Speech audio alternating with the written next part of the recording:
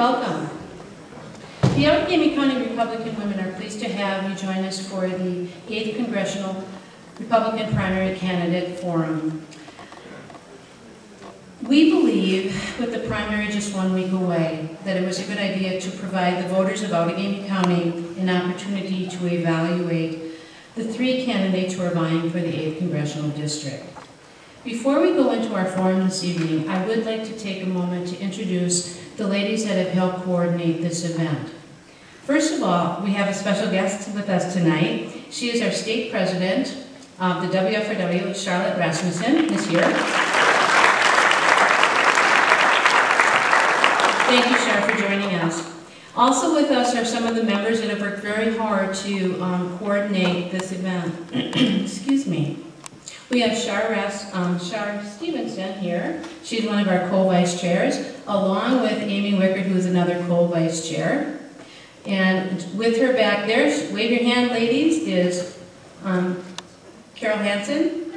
Chris Hansen, I'm sorry, who's also a member of our group, and she's also running for the 57. We have Carol Deal here. She's a part of our group, and Janice Blens is with us, and Bobby Murray. She's on our executive committee and is going to be acting as our timekeeper this evening. And then we also have Jill Egelhoff with us, and she is co-moderating the event with me this evening. If you haven't had an opportunity and would like to submit questions, we have people strategically placed. Just wave your cards up. We'll collect them during the next 15 minutes. I would like to thank Fox Valley Lutheran for opening up this auditorium and giving us this opportunity for the event as well. And I also want to thank everyone here this evening for joining us for this nice event and this opportunity. Before we introduce our candidates, we would ask everyone in the audience to really work very hard and participate and hold cheers, clapping, any boos, or any comments. We really want everyone to experience the candidates and be able to judge the candidates on their answers. We're also going to ask you, if you do have a cell phone, that you please, at this time, silence them out of respect not only for the candidates, but for the people around you. Thank you. After the end of the evening, the candidates will be available to answer any questions you have and greet you as well. At this time, I'm going to introduce my co-moderator format for the evening. Joe? Thank you, Jackie, and thank you for all the work you do as the president of our organization. We very much appreciate it. Each candidate will have 2 minutes to share introductory remarks about themselves and their candidacy. Each candidate will have candidates will answer in the same order, but with the first candidate to speak rotating among them. The order of the candidates tonight before you has been determined by lottery. If a candidate finds the need to rebut, that rebuttal must be done as part of time allotted for any succeeding question. In addition to 90-second questions, some questions will be designated as 30-second questions. We will see just how succinct our candidates can be. At approximately 8:20, we will ask each candidate to close with a 2-minute statement, after which you are welcome to take time to greet the candidates personally, as Jackie mentioned. With the questions, introductions, and closings, when a candidate has 30 seconds remaining in his or her time, our timekeeper will hold up a card indicating such. The same will occur at 15 seconds. When the time is expired, our timekeeper will hold up a red flag. Oh, a flag! And the candidate must stop speaking. Bobby will begin timing when you start speaking. If you would like to take as much as 10 seconds to gather your thoughts, she will delay starting until you begin speaking. Okay, if we can start, please. Terry McCormick, will you please start us off? Thank you, ladies and gentlemen, and citizens of Northeast Wisconsin for joining us this evening. I couldn't be more proud of the showing tonight and the care and concern for our government.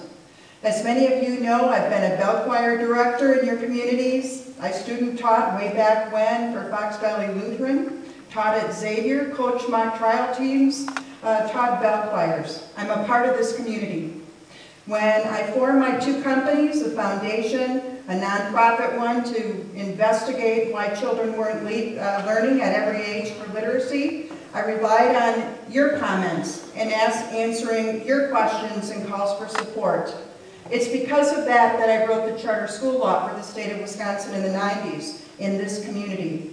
It was because of your heart and your communicating with me that I ran for the state assembly in self-term limited for 6 years. It was because of your comments and your concerns about the regulations on small businesses that I wrote the Small Business Regulation Reform Act. And it was because of the pleas for help from our Vietnam veterans, for those that were coming home 100% combat disabled, that I wrote the very first combat disability property tax rebate. I believe what I just said distinguishes me from my primary opponents. Not only ideas, but actions. Not only care, but delivering results. We're in a crisis and a tipping point in this country. It's time for serious people who undergrow the economy in the future. I look forward to hearing your questions and your comments after this forum. Thank you. Roger Roth, please. Thank you. How are you all doing this evening? Couldn't be a better place to come to tonight, huh? On a nice, beautiful autumn day. I want to thank the women's group for putting this on, and I want to thank Fox Valley Lutheran for allowing us to be in their auditorium today. And I certainly want to thank all of you for taking the time out of your busy days. I know with kids going back to school and all the sports programs, it's an awful commitment for you to make to come out here and just have a conversation this evening. And that's exactly what I intend to do, is to have a frank conversation with you about some of the issues that are important to us here in Northeast Wisconsin. I am Representative Roger Roth, represent a district in the state legislature about 350 feet to the west of us. I'm a third-generation home builder. My family and I own and operate several construction-related businesses here in the Fox Valley, and for the last 6.5 years, been a member of the 115th Fighter Wing Air National Guard in Madison, doing maintenance on F-16 fighters and deployed to Iraq 3 times in support of Operation Iraqi Freedom. And I'm here tonight to tell you that I'm running for Congress quite simply because our government in Washington has forgotten about a very important thing. You see, I know something that Congressman Steve Kagan doesn't know. And I certainly know something that Barack Obama and Nancy Pelosi doesn't know. And that's that our Constitution begins with 3 important words: we the people. You see, our government doesn't belong to Steve Kagan, thank God. It doesn't belong to Barack Obama. It doesn't belong to Wall Street or anyone out in Washington. It belongs to you and I, we the people. And what we've seen happen in Washington over the last 2 years, Congressman Kagan voted for a cap-and-trade bill, cost our nation 2 million manufacturing jobs, not listening to you and I, we the people. Passed a health care bill that did nothing to improve the affordability of health care, not listening to you and I, we the people. And they continue to spend and pass bailout and stimulus bills over our objection, again, not listening to you and I, we the people. So I look forward to answering your questions and having a conversation with you and thank you also to the timekeeper doing a wonderful job. Thank you, Roger. And Reed, please hold your applause, if we could, please, for the evening. Reed Ribble, if you would, please. Well, first of all, I want to thank the Allegheny County Republican Women for having me. I also want to thank Terry and Roger. This is my first experience running for office, and my opponents have been very collegial to me. They have sharpened me during the course of the campaign. I know Mark Savard, I saw him walking around out here. That goes to you as well, Mark, and I thank you for that. You know, being a candidate is something that's different. I've spent my entire life running a company. And, you know, the company management is very much from the top down. You get to make a decision, you execute, and things happen. And that's how it rightly should be. The government functions very differently and ought to function differently. Government ought to function from the bottom up. And what that simply means is that you all ought to have a lot more say in what goes on in government than what I have. And if I'm fortunate enough to win your vote and become your representative, I want you to say things to me. I want you to be polite when you say those things to me. But I also want you to know that you'll be heard. Because my job, quite frankly, is to go there and tell Washington how the 8th District of Wisconsin feels about any particular issue. And I plan on doing that with passion. I got in this race quite simply because I'm concerned about my grandchildren. They're 4 and 6 years old today, and when they were born, they owed the federal government more than $40,000. And that's a problem for one key question before the government spends any more money. Is this plan, this program, this bill, this spending, is it so important that we want our grandchildren to pay for it? We have a $13 trillion national debt. With next year's budget, if it continues to go forward, it will be $14.7 trillion in debt. Someone's going to pay that bill, and I don't want it to be my grandchildren, and I don't want it to be yours. I look forward to speaking with you the rest of the night, and thank you very much for coming. Thank you. Thank you.